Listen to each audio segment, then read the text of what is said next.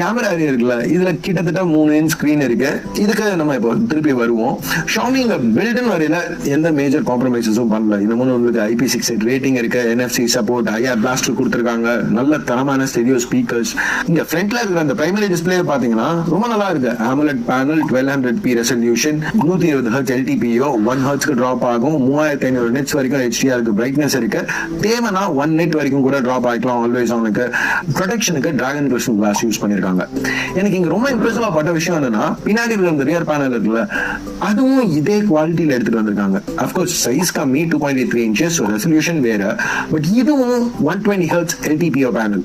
So இதாலையும் 1 Hz drop ஆக முடியும். HDRனு வரையில இந்த பேனவாலையும் 3500 nits வரைக்கும் அவுட்புட் பண்ண முடியும். திருப்பியும் ஆல்வேஸ் ஆன் ஃபங்க்ஷனாலிட்டிக்கு 1 net வரைக்கும் டிராப் ஆக முடியும். இந்த பேனலுக்கும் ப்ரொடெக்ஷனுக்கு டிராகன் கிறிஸ்டல் கிளாஸ் யூஸ் பண்ணிருக்காங்க. இப்ப ரெண்டு ஸ்கிரீனுக்குமே out of the box screen protector pre அப்ளைடா இருக்கு.